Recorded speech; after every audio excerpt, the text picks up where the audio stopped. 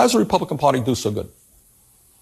And now I'm going to tell you something that very few people in Congress would tell you. All right, listen, troops. After Tuesday, the influx of lessons, analysis, breakdowns of who should have done what and where are, to be frank, insufferable. I think Democrats went way too far to the left. Got it. Okay, Kamala was too far left, didn't embrace centrists. It is perhaps the strategy so forcefully embracing Republicans like the Liz Cheneys. Okay, sorry. I see she embraced centrists too much. What else? She wouldn't really stand and back the Israelis. She wasn't pro-Israel enough, all right? The base of the party, it cares about Gaza, and by not bringing a Palestinian on stage of the DNC, these are not the base values of the Democratic Party. Or pro-Palestinian enough. Okay, was that it? You know, there are a million reasons, and then there's one reason. But the consultant class of traditional media get paid regardless, so they'll grind the viewer down with every takeaway that you'd best leave in the same place you'd take a takeaway with poultry in it after it's been out 12 days in the sun. Because their issue continues to be messaging, right? And here at MeidasTouch, we've always reiterated the need to focus on not just character differences, but policy differences that, studies show in the aftermath, people favor Kamala's policies when it's not associated with Kamala, which has given me major Obamacare with or without the Obama part in that famous Jimmy Kimmel segment. I just think that there's a lot of holes in it and it needs to be revamped. I think hasn't been thought out. You think the Affordable Care Act is a better plan than Obamacare? Better, but I'm not happy with that either. What do you agree with, Obamacare or the Affordable Care Act? I'm more sort towards the Affordable Care Act. Racism, what a powerful drug, huh?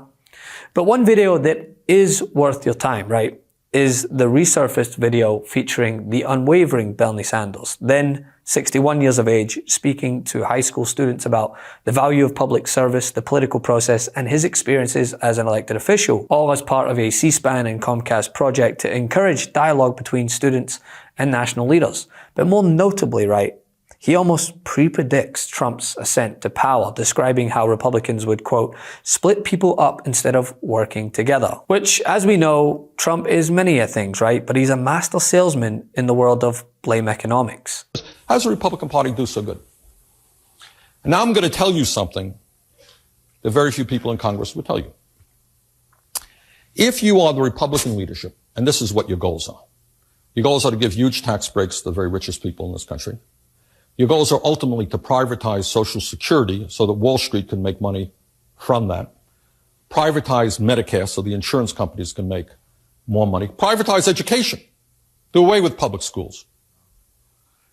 If those are your goals and you said that to the American people, you think you get a lot of lower. There are many members of the Congress today, Republicans, who not only will not raise the minimum wage, which is $5.15 an hour, you know what they will tell you honestly? They believe in abolishing the minimum wage. Did you know that?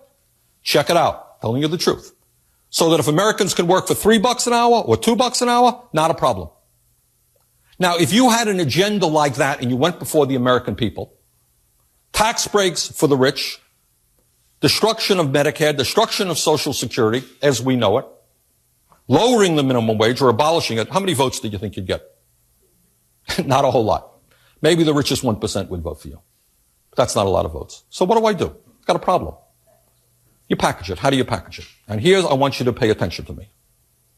Because this is bad stuff. I don't mind debating people who say, I was on the Hannity show, Sean Hannity yesterday, and Hannity, extreme right-wing guy, he loves these tax breaks for the rich and so forth. So we had a little bit of a discussion about that. Actually, it was a loud discussion. But I don't mind people who are upfront about that. Okay. Give the rich more tax breaks. We can argue that. But that doesn't win you elections. So this is what you do.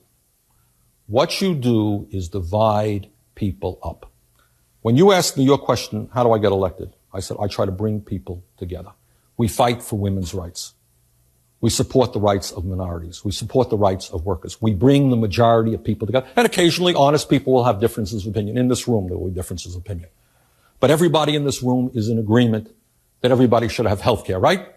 Question number 2, should we increase funding for education or should we lower funding for education? Raise your hand if you think we should increase funding for education. Okay, you're on the side of the vast majority of Americans. Okay. So on those issues, we bring people together. Now, what do the Republicans try to do? And they use it in what we call, kind of language that they're not upfront about. What do? We divide people up by races. Affirmative action becomes one issue. All them black people are getting the jobs that we white people used to have. Split people, working class, white against black. Instead of working together to create decent jobs for all. Those uppity women now, they want the right to choose. We'll split people on the abortion issue. We'll split people up on the gun issue. We'll split people up on religious issues. You follow what I'm saying? So you split people up, and then they end up, if you're a middle-class person, voting against your own interests, and the rich go laughing all the way to the bank. Okay?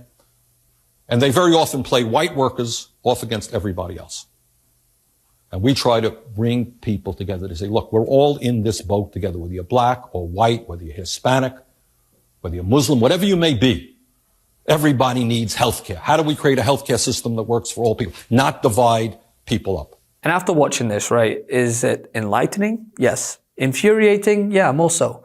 While there are those within the Democratic ranks that take issue with Bernie Sanders' far left ideas, which are more often than not popular, one thing he has championed his entire life is a need to reach the working American where they are, understanding their frustrations, their desperate want for anything not status quo, and how to get through to them by bringing people together via a resolute quest to bridge the wealth gap. But frankly, to be fair, he struggles with that messaging also because it's not easy. But it's something Republicans have figured out, and even more so under Trump, by pointing the finger and giving people a place to direct that frustration. Right or wrong, that's what they've offered them, and they'll eat it up. And sadly, it has worked 2 out of 3 times a master manipulator has done so.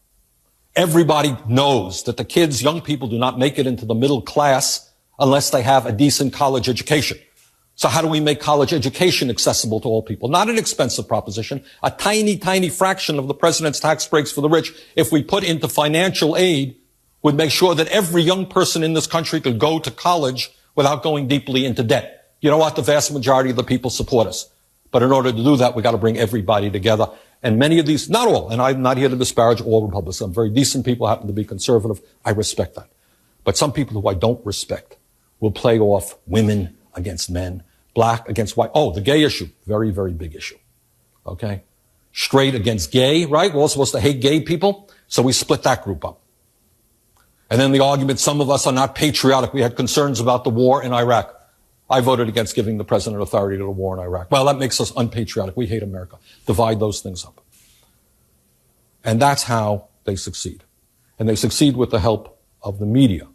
Because the media will not talk about how, in a sense, the common problems that Americans face and how we bring people together.